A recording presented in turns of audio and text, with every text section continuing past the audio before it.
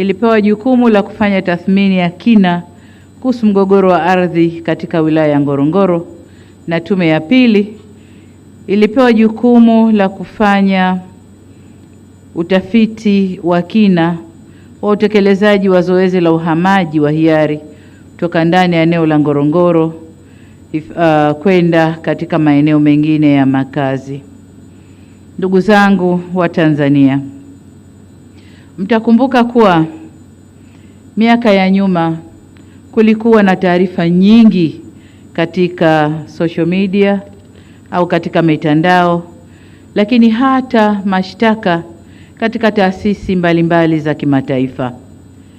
Lakini lile pamoja na malalamiko ya wakazi wa Ngorongoro ya ndani yalinifanya mwezi Disemba mwaka 2024 nitafute nafasi ya kukutana na viongozi wa kimila wa kabila la Wamasai na wazee wa jamii ya Ngorongoro na kuzungumzia kadhia hii kama ilivyokuwa imesambaa.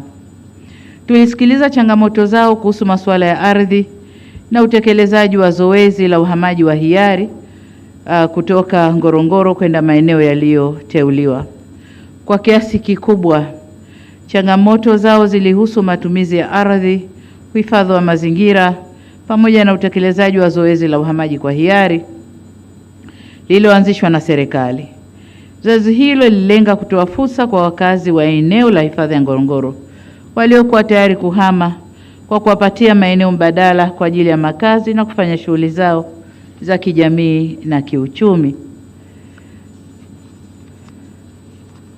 Kutokana na changamoto hizo, serikali iliona umuhimu wa kuunda tume hizi mbili, na baada ya kuwasikiliza wenyewe wakazi wa Ngorongoro, tukaona umuhimu wa kuunda tume hizi mbili kwa lengo la kufanya tathmini kama tulivyosema, lakini tathmini ya kina na shirikishi, na ndio maana wenyeji wa Ngorongoro walikuwemo kwenye tume hizi, na hata wataalamu wa maeneo mbalimbali tuliwaweka kwenye tume hizi ili kubaini hali halisi ilivyo na kupata mwelekeo wa suluhisho la kudumu kwa changamoto hizo.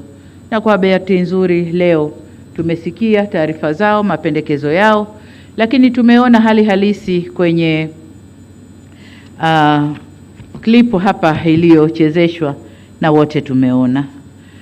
Lakini serikali imechukua hatua hizo pamoja na changamoto zilizojitokeza kwa sababu zifuatazo. Kwanza, Ngorongoro ni urithi wa dunia, sio tu wa Tanzania, lakini ni urithi wa dunia na uko kwenye vitabu vya dunia chini ya shirika la UNESCO. Kwa ni lazima sisi ambao tumeshushiwa Ngorongoro na Mwenyezi Mungu tulinde urithi huu wa dunia. Ni eneo pekee ambalo lina ukubwa au kina cha mita 600 kwenda chini, na ikazuka hiyo crater kwa miujiza ya Mungu, na leo mambo yale yapo Tanzania, lakini si tu matokeo yale na utajiri uliomo kwenye eneo lile. Lakini vile vile ni eneo ambalo bayanuai yake ni nzuri na haina ushindani duniani.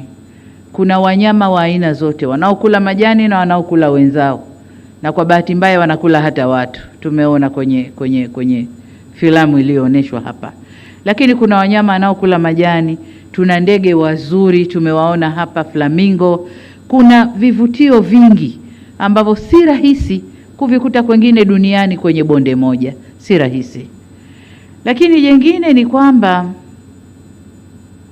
kuna ushahidi wa uwepo wa historia ya mwanadamu miaka milioni 3 iliyopita. Ushahidi uko pale maeneo ya Odupai, lakini pia Laetoli.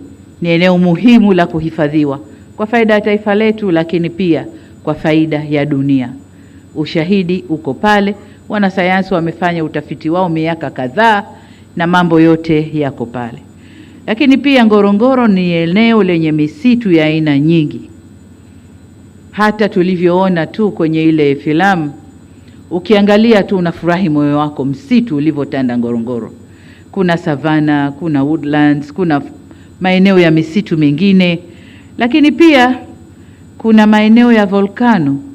ambazo nyingine zinaaminika bado ziko hai pale Mpakai na Olmote. Kwa hiyo ni eneo la kuhifadhiwa, ni eneo la kunyenyekewa kwa faida ya taifa, lakini kwa faida pia ya ulimwengu au dunia yetu. Ngorongoro ni eneo la kufanyia ibada na tamaduni za wenyeji wetu. Ina maana kuna watu wako Ngorongoro. Kwa hiyo watu pia ni asset. Tuna asset ya Ngorongoro kama creator fiziki yenyewe ya Ngorongoro, lakini pia watu waliomo mle na wenyewe ni asset yetu ambayo ina manufaa kwa taifa letu. Ni eneo la utalii wa shughuli nyingi. Pale kuna utalii wa game drive, kuna utalii wa kutembea kwa miguu, kuna utalii wa kuangalia ndege na kupiga picha, kuna utalii wa aina tofauti tofauti ndani ya eneo moja. Sasa kutokana na umuhimu wa eneo hilo, kuna mchanganyiko wa shughuli za watu, binadamu ambao ni aseti yetu na mifugo yao, lakini pia ule urithi wa ulimwengu ndani ya eneo lile. Sasa kwenye filamu wamesema tuko kwenye crossroad. Tufanyeje? Watu ni wetu, ni aseti yetu na mifugo tunawahitaji. Ngorongoro tunaihitaji. Tufanyeje? Kamati hizi zimetoa mapendekezo ambayo kama serikali tutakwenda kuyafanyia kazi. Kwa ujumla, nitumie nafasi hii pia kuwapongeza wenyeviti na wajumbe wa tume hizi kwa kukubali kutwishwa jukumu hili zito. Najua lilikuwa ni zito. Mambo yalikuwa ni mengi ya kujadili. Mizunguko ilikuwa ni mingi. Kuonana na watu wengi wenye mawazo tofauti ilikuwa ni jukumu zito. Lakini ni muhimu sana kwa nchi yetu. Niwapongeze kwa kazi kubwa na ya kizalendo mlioifanya kwa bidii, uadilifu na weledi ili kutimiza jukumu mlilopewa.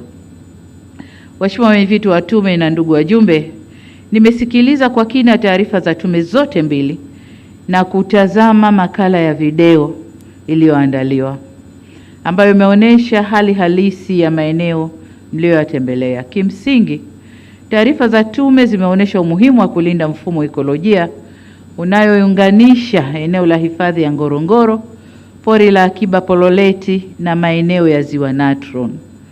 Haya maeneo ni maeneo muhimu sana sana kwa nchi yetu. Mbali ya mambo yaliyoonyeshwa hapa na yaliyozungumzwa, kuna vitu sasa tunaanza kujua viko kwenye maeneo yale na ni muhimu kwa taifa letu. Kuna madini yanayotafutwa ulimwenguni yako kwenye maeneo hayo. Kwa hiyo ni maeneo ya kuyalinda, ni maeneo muhimu kwa taifa letu. Sote tutakubaliana kwamba huu ni mfumo muhimu na wa kipekee kwa ajili ya uhifadhi endelevu wa maeneo haya kwa manufaa ya taifa, lakini pia dunia kwa ujumla. Taarifa hizi pia zimetupa taswira halisi ya changamoto za utekelezaji wa zoezi la uhamaji wa hiari kwa wakazi wa eneo la hifadhi ya Ngorongoro kwenda Msomero, Kitwaibi, Saunyi na maeneo mengine. Nasi tumezisikia changamoto, tumesikia kwamba serikali tulifanya zoezi kwa nia njema, lakini tulikosea baadhi ya maeneo. Na hayo ndio maeneo ya sasa kukaa na kutafakari na kurekebisha. Kwa hiyo tutaendelea na hilo zoezi, lakini baada ya kurekebisha. Ni matumaini yangu na ya Watanzania kuwa mapendekezo yaliyomo katika ripoti hizi ambayo yamekwenda kwenye maeneo ya kisera, kisheria, kiuchumi na kijamii ambayo serikali tumeshayapokea, tutakwenda kuyafanyia kazi, yatatuongoza katika kupata namna bora ya kushughulikia swala hili muhimu kwa maslahi ya wananchi na taifa kwa ujumla. Ndugu wa Tanzania wenzangu, niwahakikishie wananchi wa Ngorongoro kwamba serikali itaendelea kushirikiana nanyi katika hatua zote za utekelezaji wa mapendekezo yaliyotolewa na tume hizi mbili kwa mustakabali wa eneo hili na ustawi wa wananchi kwa ujumla. Kwa ujumla niseme kwamba serikali imepokea mapendekezo yaliyowasilishwa na tume, tutayafanyia kazi ipasavyo. Kwa mantiki hiyo, ninaielekeza kama tume mojawapo ilivyopendekeza kwamba ofisi ya waziri mkuu isimamie utekelezaji wa mapendekezo haya, sasa nami nimwelekeze Katibu Mkuu Kiongozi pamoja na Waziri Mkuu kuratibu utekelezaji wa mapendekezo haya na kuhakikisha kwamba yale yote rasilimali zinazotakiwa kwenye utekelezaji wa mapendekezo haya zinapatikana. Na nikitupa jicho hapa namuona mshika fuko la serikali PSC yuko hapa pamoja nasi. Nadhani mapendekezo ameyasikia. Ndugu zangu, ninatambua kwamba mchakato wa utekelezaji wa baadhi ya mapendekezo yaliyotolewa na tume unaweza kuibua maoni tofauti katika jamii, lakini pia taasisi nyingine ambazo wana interest au wanafaidika na uwepo wa Ngorongoro na maeneo yake, unaweza ukaleta maoni tofauti. Ni waombe wa Tanzania wenzangu kulipa kipaumbele suala la uendelevu wa eneo la hifadhi ya Ngorongoro na maeneo mengine ya hifadhi. Ngorongoro ni almasi yetu Tanzania, ni mali yetu Tanzania, lakini pia ni urithi wa dunia. Wale wote wanaoleta maneno kwa faida zao, kwa wanayoyaona wao, sisi Ngorongoro Mungu ameishusha kwetu Tanzania. Kwa hiyo ni yetu wa Tanzania, lakini ni urithi wa dunia papo hapo. Hatuna budi kuienzi tunu hii ambayo Mwenyezi Mungu ametujalia. Kwa umoja wetu tunao wajibu wa kulinda na kuyahifadhi maeneo haya kwa mustakabali wa maslahi ya wenyeji wa eneo hilo, lakini pia mustakabali wa taifa letu na dunia kwa ujumla. Napoelekea kuhitimisha, nirejee shukrani zangu sana za dhati kwa wenyeviti na wajumbe wa tume hizi mbili na sekretarieti zenu kwa kazi kubwa ambayo mmeifanya. Kazi zenu zimeweka msingi muhimu wa maamuzi ya serikali katika kushughulikia suala hili muhimu kwa taifa. Na hichi kilichofanyika ndio wanasema nini? Uongozi wa watu kwa ajili ya watu.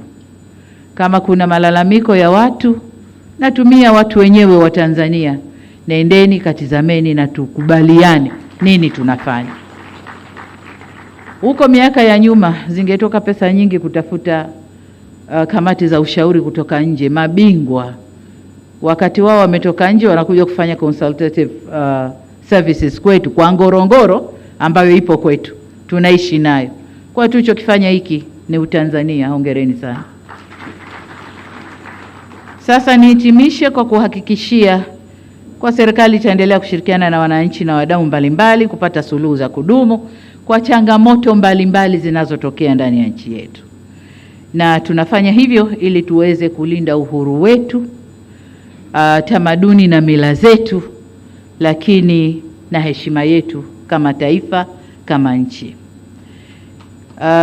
Baada ya kusema hayo, niseme sasa kwamba mapendekezo ya tume hii, taarifa za tume mbili ambazo niliziunda sasa yamepokelewa na serikali. Tunakwenda kwa utekelezaji wake, na asanteni sana kwa kunisikiliza. Asante, naomba tusimame, makofi mengi kwa Mheshimiwa Rais.